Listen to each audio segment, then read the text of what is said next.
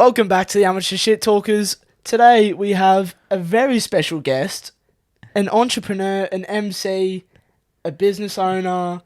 He's actually verified. He's actually verified on Instagram. No, don't ever start that. True, you're verified. Oh, You're thank you. verified. Thank you for having me, Benny boys. Greggs, everyone. It's nice to be here. What's up, mate? This is an absolute pleasure. We're glad to have you. I'm pleased to be Good here. overdue. I'll tell you what, like, you probably won't be able to say this, but I understand you've been on many podcasts. I have. I think probably in your head right now you're thinking this is probably the best one you've been on so Like far. in my head, I'm thinking, why am I here? No, I'm kidding. No, I'm so excited. No, I've been on many Stitch us. podcasts. None of them have been as vibey as this one. You know, look at the setup. I tell you, it's behind the camera. In your favourite podcast. ladies and gentlemen. Behind the camera, it's just sensational. There's so many bottles Behind of the camera, aftershave. there is way too many bottles of aftershave. We're smelling good. I Though, reckon, that's the main Ben, thing. I think you should put some on, buddy.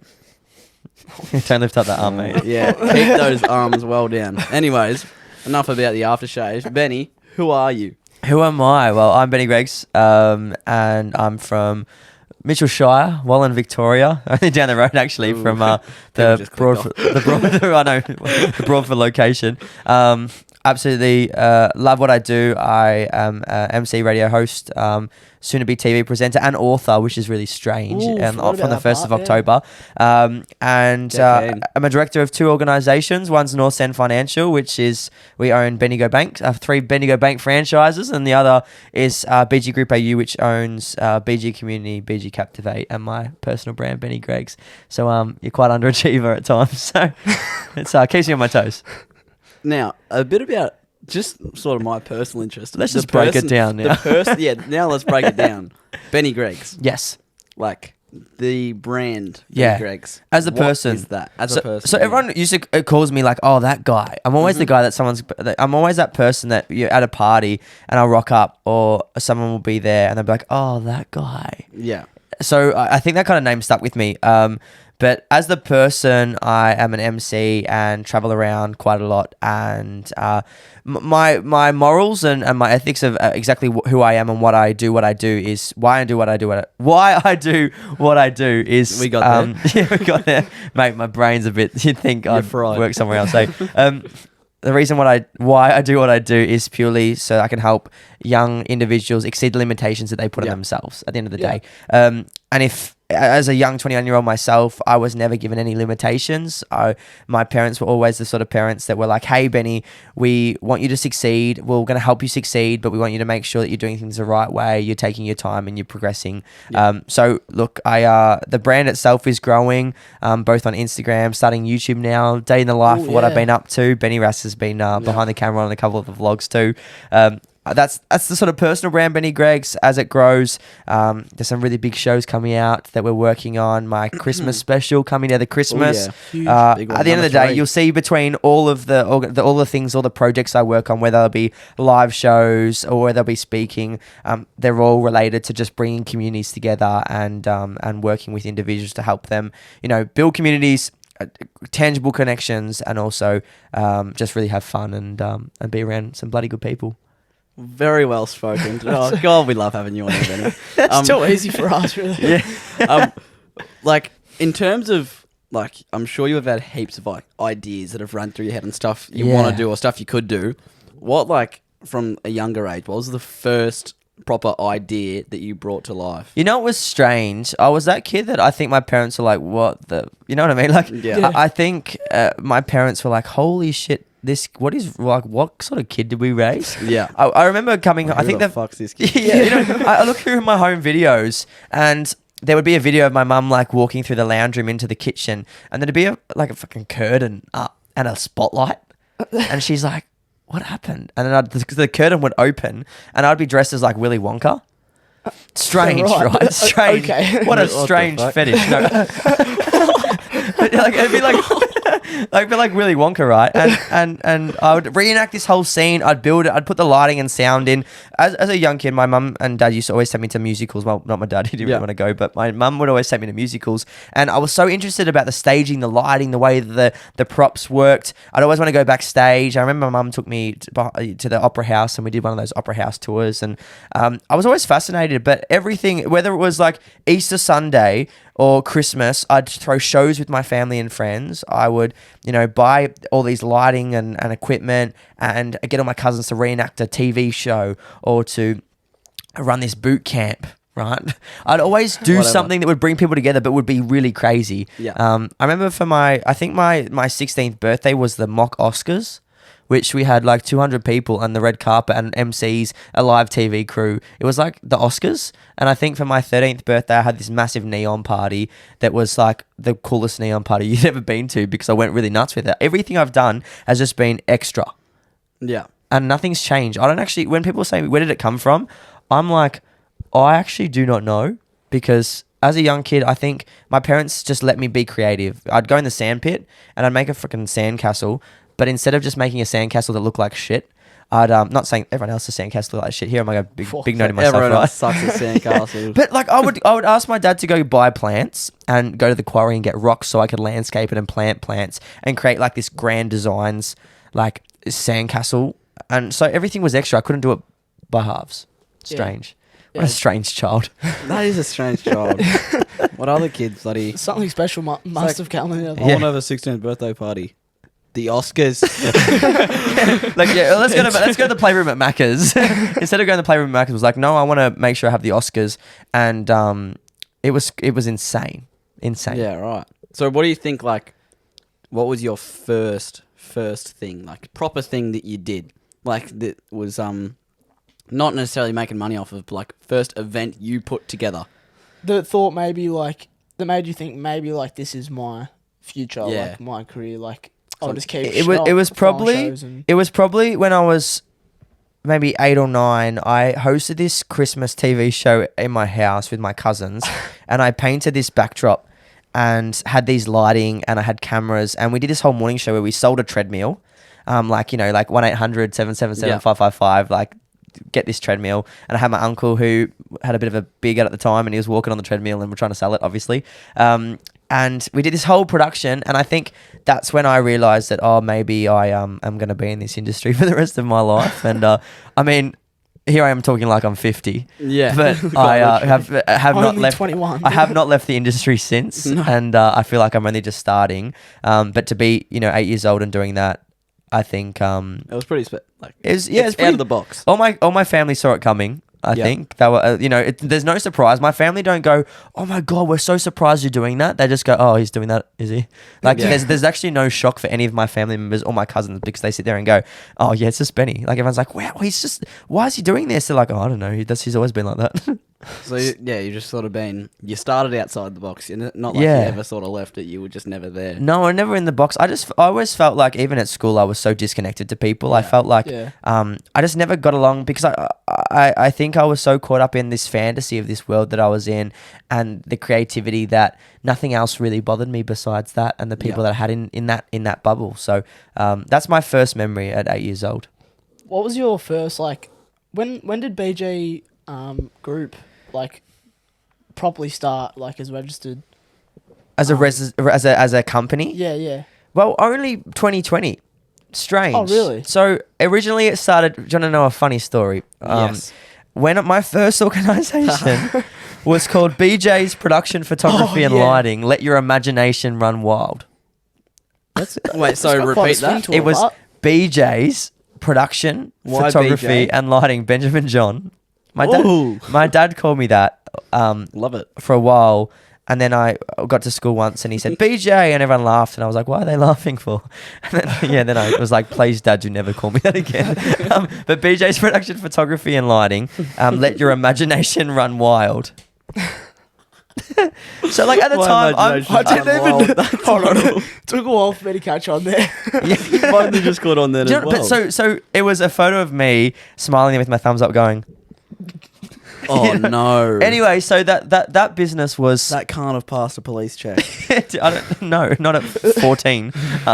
And that was my first sort of brand. And Benjamin Gregory ran that, and I do kids parties where I'd put lights and I'd DJ on my iPad with this little shitty speaker and have a smoke machine and dress up as a clown. And it's kind of a bit creepy, isn't it? But That's a bit weird. But I promise you at the time it was so authentic and so wholesome, I think. Anyway, and then as it progressed, it went to Benjamin Gregory Productions or something like that. production, photography, and lighting. Anyway, it changed, and then from there. When I was 16, it turned to Benny Gregg's on the radio. I had this Benny Gregg's on OCAR FM. Turn it up. That's where you guys started on 98.3 and 97.1 on OCAR FM. And I started, and I remember going to the kitchen. I said to my mum, "Hey, look, I'm going to change my name. I'm going to start referring to myself as Benny Gregg's." She's like, "No, like." Benjamin Gregory is such a beautiful name. It's such a motherly thing to say. Yeah, isn't it's it? what, like my mum won't let me call myself Benny like no, Uncle like Benny Benjamin or something. Rusk. You know what I mean? Like, yeah. she's like, "Don't." It's such a beautiful name. I was like, "It's not going to go away." I was like, "It's just, I need something a bit more catchier, right?" Yeah. Bloody best thing I ever did, because everyone just only knows me as Benny Greggs now. Like, it's like Benny Greggs. It's just so easy to say. Yeah. But that went Benny Greggs through COVID. It kind of changed. Lots of things happened, and all my friends got together and we were like, "Hey, look, let's just create BG Group AU," which was the Benny Greggs Group of Australia, which is a collective of everything that I wanted to do. And then since then, BG Group AU was the name of the organisation that did all this stuff. Yeah. And now it's changed. It's amazing how when you learn about business, you just learn about how things change and also how you're supposed to do your tax. And that's why the names keep changing, because you understand, not to avoid tax evasion, but just to understand how you should structure a business. But now it's BG Group AU Proprietary Limited, which is the coolest thing to say. I used to say that to everyone when I first got a company. What? When I first got a company, it was PTY Ltd. And I used to be like to everyone, "Yeah, I'm a PTY Ltd." They're like, "What?" And I was like, "I'm a proprietary limited, so I'm actually a registered company." They're like, "Who's this?" I never when I say those dickhead? letters put together, I never just think of proprietary limited. No, it just means you're a registered company. Yeah. Which then owns the trading names of BG Captivate, BG Community, and Benny Greggs, and then obviously any of the shows or productions that we work on under that too. So it's the big sister. It's like it's the big mum and dad of the company, and then all the little sons and daughters underneath. What led you to like grab the music scene? Because obviously that's like a lot of the stuff that you do with BJ.com and stuff like that. I've always been in music. Like, yeah. as a kid, I always used to sing on a microphone or play piano, and my parents bought my first piano when I was really young. And since then, I loved music. I was always playing piano. I was always composing. I was always like mucking around with mates and jamming. In school, I spent every single day of every single minute in the music wing. That's all I did. Music wing, like playing the baby grand piano at school. And when I got into OKRFM, that was the whole point. It was called Turn It Up. It was about giving local regional artists the opportunity to perform on radio, plus some celebrities. We had Chrissy Swan, Peter Hitchner. We had Miguel from MasterChef. We had Maura Kelly, who owns the Children's First Foundation. And a couple other sort of like A, B, C list celebs. Sounds like Matt and I need to step it up, obviously. Not at all. We've let our guard down with that. We probably need to get back onto Marky Poo about that one. Hey, mate, never too late. Stay in local radio. It's such a good avenue to be able to, just still pursue and find people. Yeah, mind you, maybe discuss to our audience how you got onto Matt and I, like obviously tag along, because we actually haven't told anyone about. Well, that's like, from radio, right? So from the local, like being on radio at the start to then growing BG community in the music scene, jumping onto radio was the best thing ever. And when I was scrolling through the local paper after I left radio like 2 or 3 years ago, I was scrolling through the local paper and I was like, there was like Matt Whitfield and Benjamin Rask or whatever it said, taking on this new program, OKRFM, and bringing youth to the radio station. And I was like, these are the first young kids I've seen on local radio since I left. And it was really, it was so like, it was so beautiful to see. I was like, I just want to make sure these kids, I give these kids a nudge, because for me, it's like, I got shut down quite a bit by my mates about being on radio, and I wanted to make sure that you didn't have the same, and it was like you knew that there were people out there that actually genuinely are encouraging you to, if you want to do this as a career, fucking do it. So then I remember, I think I found you on Instagram or something, or I searched high and low to kind of just be like, hey, I just want to message these kids and just be like, good on ya. Message you guys, and we had a bit of a conversation. You're probably like, who the fuck is this man? But then, a couple of years before that, I actually shot a promotional video for some electronic bike thing. Energy breakthrough for Broadford Secondary College, primary school. Jesus. No, it was Broadford Secondary College.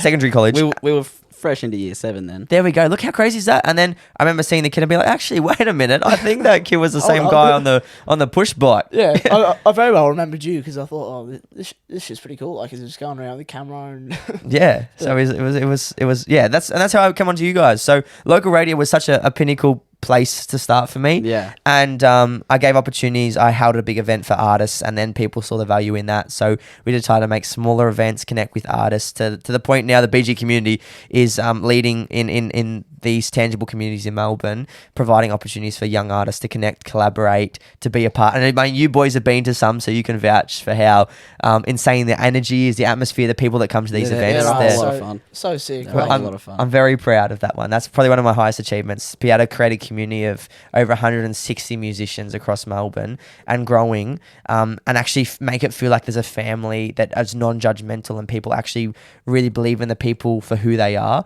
is Yeah. probably the most important thing ever for me. yeah, it seems like you put yourself like in, like you've built an environment around all the things that like you enjoy most, like interacting with people and having like local musicians come and perform. Like I sit at that couch up the front, and I just like smile at every Yeah. every good, single isn't it? lyric that Yeah. comes out because I'm like, shit, this is talented. But as and a- you don't get to say it much. But as a 21-year-old, I think I just sit there still, and I keep referring to myself as 21 because it's like I sit on that couch still, and there's all my team doing things and managing the event, and I'm sitting there with a cocktail going, how good is this? The fact that I get to facilitate this, and I'm the brains behind and all, like something so special, and everyone there just really wants to be there is just fucking next level. I just don't know how to describe it. It's the best feeling in the world. It would be. So addictive. Like people do drugs, I don't do that. I just run events. You do whatever you want, right? Bit of Arnold motivation. Just jumping away from the episode real quick, guys. I just wanted to remind you guys about our socials. Now, look, you don't have to follow them. Like, I get it's up to you, and it doesn't really affect you if you do. Sort of helps us out a Helps little us bit. out a bunch. Yeah, it does help us out a bunch, actually. But you don't have to follow them, but we would highly advise that you did. But you don't have to, but it'd be really cool if you did. So, like, Ben, where can they find them? You can find us on TikTok, Instagram, and YouTube. Amateur Shit Spotify as well. Talkers, Spotify A lot of you as guys well. listening to on now. And if you want to find them in one place, you can see it in our Insta bio. Now, Linktree. So, without further ado, let's jump back into the episode. All right, Benny. Yeah, man. What can say a teenager nowadays? What can they do? Like, say you just going to high school, you're ticking through the motions.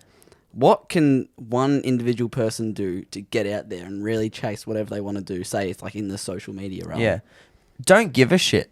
Yeah, I think that is perfect. That is. I think that's a big piece of advice because, you know, as who someone gives a fuck about anything? exactly No right. matter what happens, the world's gonna keep turning tomorrow. And you know what? No one in school actually really cares about what you are doing.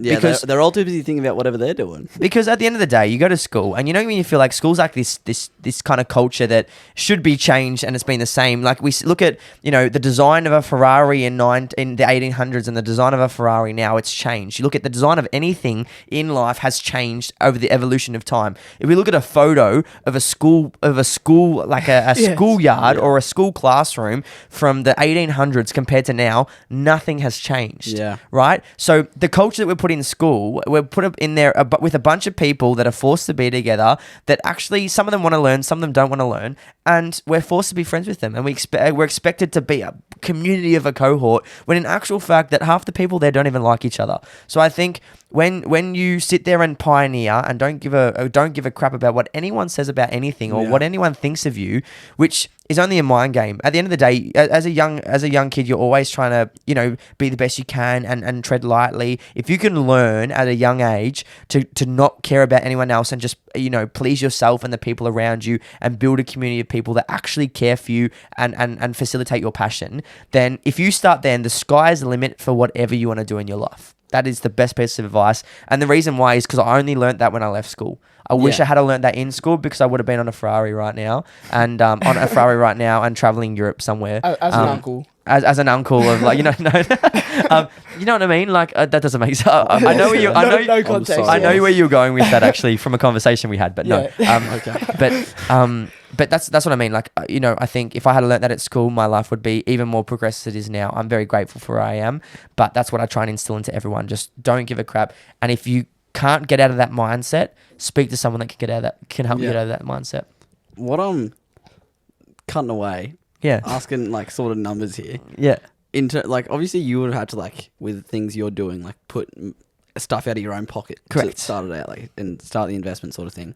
What is the most money you've lost to an investment? 15,000 ish, which is not that big. Like, you know, That's for someone, that's not that bad. Not that It's bad. still a bit. in context, like that was during COVID. I lost most of that money actually. Yeah. I put deposit down on things, but you know, but people think business is like an overnight thing. Like I've been in business, like had an ABN since I was 15, and I only started making tangible profits like a year and a half ago. Like my business had to turn over just over $300,000 a year to be able to start actually those things start to happen, and to be able to make profits and to pay myself a wage. So, you know, to be in business, you have to be willing to lose, sacrifice, and invest, and that's very important. And then when you start investing and things are growing and you have a product, then you delete, you delegate, and you automate.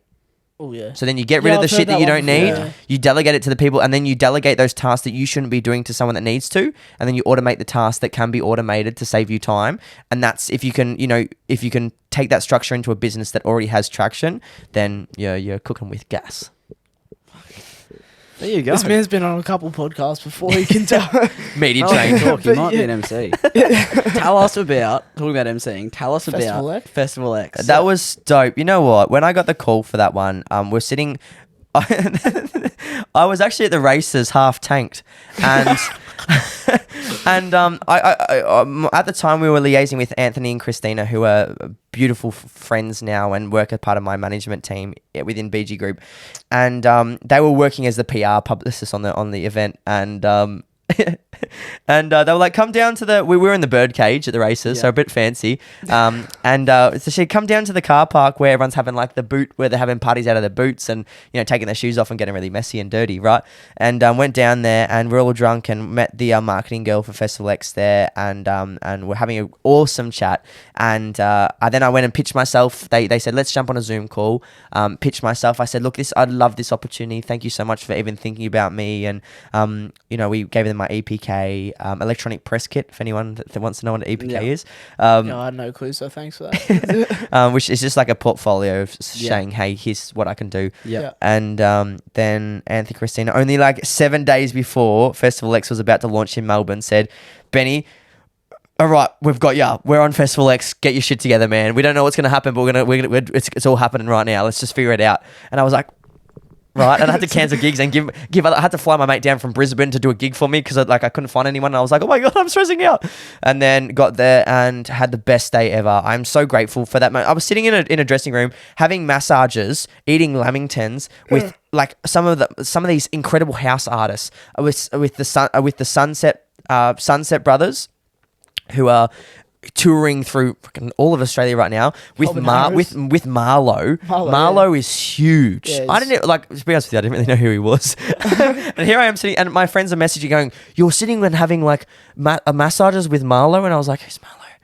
And then I went back and went, and then I went out to Festival X at 10:30, and the headliner was just after Calvin Harris's Marlo, and he's on stage in front of 100,000 people, and I'm like, oh, I was just having a massage with you, wasn't I? It was so strange, but and then to do Sydney's one too, and to be there, and to be standing in the mosh pit and right next to the flamethrowers, and Calvin Harris is on and his team, and it was just one of the most unique experiences of my life, and I can't wait to fingers crossed be able to do it again. And moments like those, I sit down and just went to bed and pinched myself and was like, what the fuck, this is like, What just happened? imagine the kid that was sitting in front of his mirror looking at himself trying to like fix his hair up and be like, I'm Benny Greggs and I'm an MC, and then to be there doing that was just a dream come true. That was a funny day for you as well, because like you went straight from Yeah. you came straight from Festival X, and there was they It's had Reuben.